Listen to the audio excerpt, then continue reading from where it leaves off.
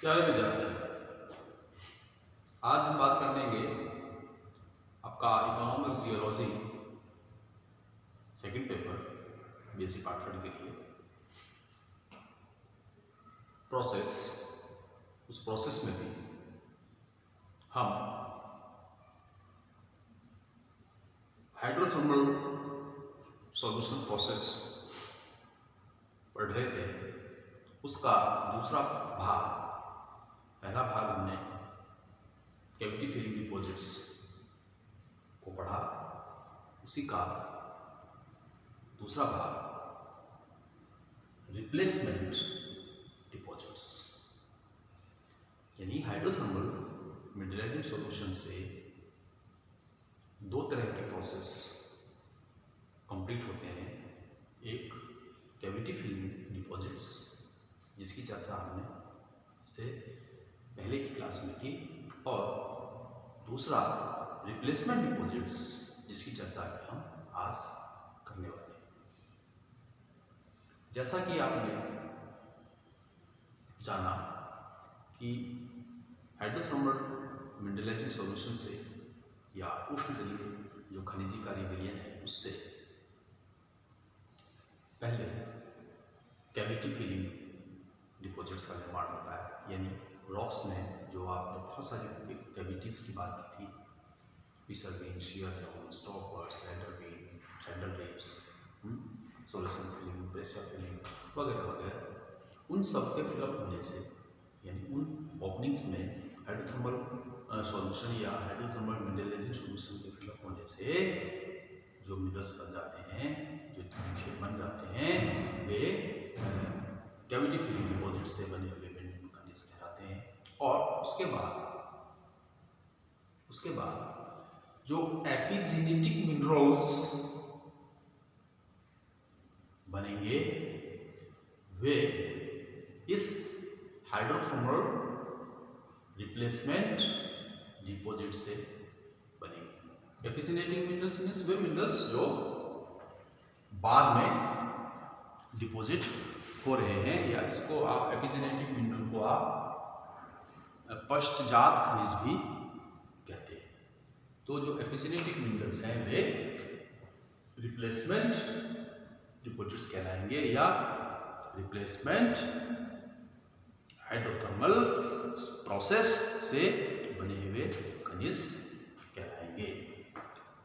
तो जो epigenetic minerals के निर्माण में हाइड्रोथर्मल रिप्लेसमेंट एक महत्वपूर्ण प्रोसेस है, और ये अतितापीय एवं मध्यतापीय निक्षेपों के निर्माण में इनका प्रभाव रहता है, और अल्पतापीय में भी ये महत्वपूर्ण होते हैं। तो कहने का मतलब ये है कि ये मेसोथर्मल और आपका जो हाइपोथर्मल है, मेसोथर्मल, थर्मल और हाइपोथर्मल के अलावा ये एपिथर्मल प्रोसेस में भी इनका प्रभाव होता है। इसके अलावा ये सुपरजिन सल्फाइड इंडिचमेंट जो मिनरल्स हैं उसके निर्माण को भी ये नियंत्रित करते हैं। तो पहले से निर्मित खनिजों के बदले ये नए खनिजों का निर्माण करते हैं। तो पूर्व निर्मित खनिजों के बदले नए खनिजों का निर्माण जो है वो इसी प्रतिस्थापन प्रोसेस द्वारा या रिप्लेसमेंट प्रोसेस द्वारा होता है। ये आवश्यक नहीं है कि जो रिप्लेसिंग मिनरल है या प्रतिस्थापित खनिज है और जो प्रतिस्थापित खनिज यानी रिप्लेस होने वाला खनिज है उनके जो आयन हैं वो कॉमन हो, ये कोई जरूरी नहीं है। थोड़ा सा हम बात करेंगे जो रिप्लेसमेंट के जो कारक हैं, ऐसे क्या कारक हैं जो रिप्लेसमेंट को या आपके इस प्रतिस्थापन को प्रभावित करते हों, वो ऐसे क्या कारक हैं। तो जो प्रतिस्थापन निक्षेपों का निर्माण दोनों द्रव एवं गैस दोनों प्रसर्गों से होता है, और दोनों में जो वाटर है उसका ज़्यादा रोल होता है। द्रव विलयनों की प्रमुख भूमिका होती है और ज़्यादातर जो हाइपोजीन रिप्लेसमेंट डिपॉजिट्स हैं वो इग्नियस एक्टिविटी के जो है वो हॉट बेसिक विलियंस सॉल्यूशन जो है उनसे बने होते हैं। इनका जो ताप और दाब किसी भी परिस्थिति में प्रतिस्थापन हो सकता है। ताप एवं दाब की कमी होने से भी रिप्लेसमेंट हो सकता है। अधिक ताप और दाब पर यह क्रिया तेज होती है, यानी ज़्यादा हाई टेम्परेचर और प्रेशर चाहिए रिप्लेसमेंट के लिए। रिप्लेसमेंट डिपॉजिट से जो मिनरल्स बनेंगे उनके लिए एक फैक्टर ये है कि एक कारक ये है कि उनका तापमान और दाब टेम्परेचर और प्रेशर वो हाई होना चाहिए, प्रबल होना चाहिए, वो अधिक होना चाहिए। प्रतिस्थापन की प्रकृति उसके ताप एवं दाब की परिस्थितियों पर निर्भर करती है। प्रतिस्थापन वायुमंडलीय ताप पर और एलिवेटेड ताप पर होता है। वायुमंडलीय ताप पर प्रतिस्थापन अधिकांशतः विलयशील रॉक्स जो सोल्यूबल रॉक्स हैं जैसे लाइमस्टोन इत्यादि में होता है। अधिकांश महत्वपूर्ण प्रतिस्थापन निक्षेप जो वायुमंडलीय ताप एवं दाब पर बने हैं वे ऑक्सीडेशन एवं सुपरजिंक सल्फाइड एनरिचमेंट के बने हैं। हॉस्ट रॉक का भी इन पे ये एक फैक्टर हॉस्ट रॉक का भी है कि प्रत्येक शैल जो है प्रत्येक रॉक है प्रतिस्थापन के प्रति ससेप्टेबल होता है। यह मात्रा कम या अधिक हो सकती है। सर्वाधिक उपयुक्त रॉक सोल्यूबल कार्बोनेट रॉक है। तो कैल्शियम कार्बोनेट रॉक्स एवं जो सैंडस्टोन दोनों ही उपयुक्त हैं। इस प्रकार कुछ इग्नियस और मेटामॉर्फिक रॉक भी हॉस्ट रॉक का काम इसमें करते हैं। अब थोड़ी सी हम बात करें कि इसका जो प्रोसेस है रिप्लेसमेंट का डिपॉजिट का वो प्रोसेस किस प्रकार का है, किस प्रकार की तापक्रम, किस प्रकार की विधि जो है वो रिप्लेसमेंट डिपॉजिट्स की है। ये हमने यहाँ लिखा है बोर्ड पे रिप्लेसमेंट प्रोसेस। इसमें पहला है मोड ऑफ इंटरचेंज, दूसरा मूवमेंट ऑफ सॉल्यूशन, उसी तरह से रिप्लेसमेंट मेथड, फिर स्टेजेस ऑफ रिप्लेसमेंट और growth of replacement. Mode of interchange यानी विनिमय की जो है वो क्या विधि है। दूसरा मूवमेंट ऑफ सॉल्यूशन, विलयन का संचलन किस प्रकार का है, विलयन का आना और जाना या उनका जो संचलन है सॉल्यूशन का, विलयन का। कौन सा सॉल्यूशन, हाइड्रोथर्मल रिप्लेसमेंट जो सॉल्यूशन है उसका मूवमेंट किस प्रकार का है।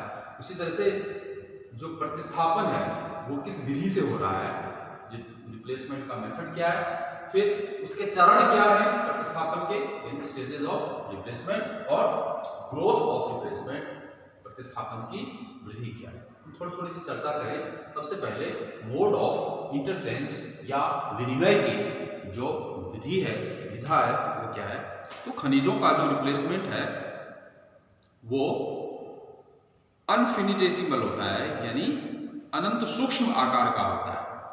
यानी आप इसको कह सकते हैं एटॉमिक या मॉलिक्यूलर इंटरचेंज होता है। आणविक या परमाणुविक इंटरचेंज जो है वो होता है। इसको आप ऐसे भी समझ सकते हैं कि ये वॉल्यूम पर वॉल्यूम होता है, आयतन प्रति आयतन का रिप्लेसमेंट होता है। यानी कि जितना आयतन का कोई मिनरल रिप्लेस होगा उसी आयतन का कोई खनिज उसकी जगह लेगा, जिसको रिप्लेस करेगा उसकी जगह उतने ही आयतन का खनिज अपना स्थान लेगा। यानी प्रतिस्थापन आयतन के बदले आयतन के सिद्धांत पर होता है। इसी प्रकार मूवमेंट ऑफ सॉल्यूशन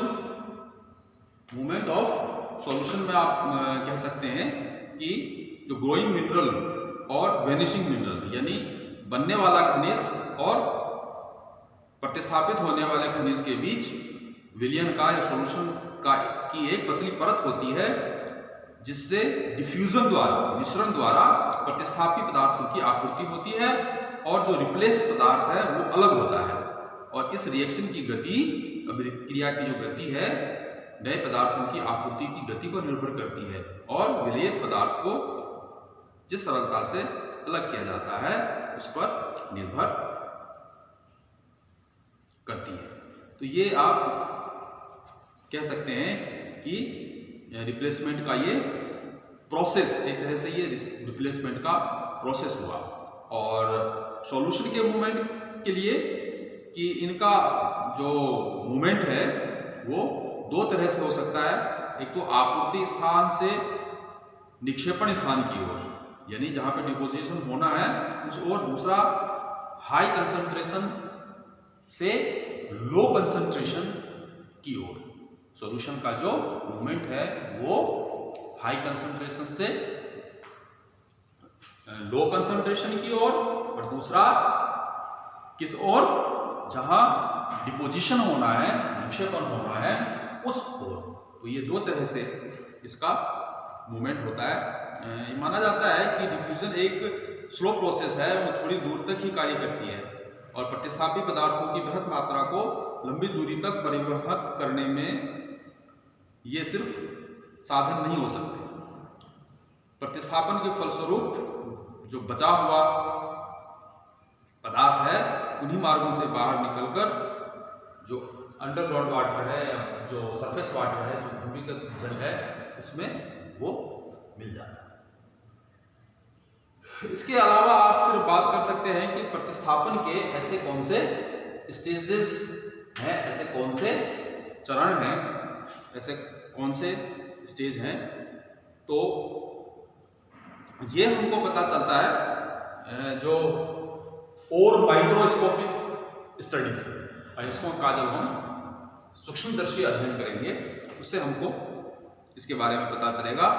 तो असूक्ष्मदर्शी अध्ययनों से प्रतिस्थापन चरणों का हमें पता चलता है। ये देखा गया है कि प्रतिस्थापन अयस्क निक्षेप चरणों में बनते हैं। पहले प्रतिस्थापित खनिजों में दूसरे खनिजों द्वारा प्रतिस्थापन होता है। सामान्यतः पहले निर्मित खनिजों जैसे पाइराइट एवं आर्सेनोपाइराइट का प्रतिस्थापन बाद के सल्फाइड द्वारा हो सकता है और ये प्रक्रिया आपकी बार बार दोहराई भी जा सकती है। ये प्रक्रिया बार बार दोहराई जा सकती है। उसी तरह से आप बात करेंगे कि रिप्लेसमेंट की वृद्धि किस प्रकार से होती है। प्रतिस्थापन में वृद्धि किस तरह की है, तो इसके लिए कह सकते हैं कि नॉन होमोजीनियस या हेट्रोजीनियस रॉक्स में रिप्लेसमेंट की वृद्धि आपके उसके स्ट्रक्चरल कैरेक्टर्स या होस्ट रॉक के रासायनिक और भौतिक गुणों पर निर्भर करती है। जो होमोजीनियस रॉक्स में रिप्लेसमेंट तीन रास्तों से या तीन प्रकार से हो सकता है। जैसे जो फिशर्स हैं, यानी जो क्रैक्स हैं जो उस रॉक्स में, तो विदर में उसकी जो वॉल होती है फिशर की या क्रैक की, उस वॉल पे वहां से उसका रिप्लेसमेंट या प्रतिस्थापन प्रारंभ होता है। पहले होता है और फिर बाहर की ओर होता है। इसी प्रकार से कई बार आंशिक रूप से प्रतिस्थापन भी होता है और ये जो मैसिव डिपॉजिट्स हैं उनके साथ ये होता है। तो इस प्रकार जो रिप्लेसमेंट का जो प्रोसेस है वो इन 5 तरीकों से होता है। यानी interchange of mode of interchange, यानी जो विनिमय की विधा है वो किस प्रकार की है। आयतन पर आयतन, ये एटॉमिक और मॉलिक्यूलर प्रकार का होता है। यानी जितने आयतन का रिप्लेस होना है उतने ही आयतन का खनिज बनना है। फिर है movement of solution, high concentration से लो कंसंट्रेशन की ओर, और जहां डिपोजिशन होना है स्टोर होगा। और उसी प्रकार से रिप्लेसमेंट का जो मेथड होगा और उसकी स्टेज और उसकी ग्रोथ, इसकी चर्चा हमने की। अब हम थोड़ा सा देखें कि इन रिप्लेसमेंट जो डिपॉजिट्स हैं उनको हम कैसे पहचानेंगे, कैसे आइडेंटिफाई करें। रिकॉग्निशन ऑफ रिप्लेसमेंट, यानी रिप्लेसमेंटों की प्रतिस्थापन की कैसे क्या पहचान है। उसके लिए हमने कहा प्रिजर्वेशन ऑफ रॉक स्ट्रक्चर, जो शैल की संरचनाएं हैं उनका परिरक्षण होना, अयस्कों में स्थानीय शैलों का होना। तीसरा है स्ट्रक्चरल कैरेक्टरिस्टिक्स, यानी कि शैलों की जो संरचनात्मक अभिलक्षण है उनका इंटरसेक्शन देखने से हम रिप्लेसमेंट को रिकॉग्नाइज कर सकते हैं। फिर है परफेक्ट क्रिस्टल का मिलना।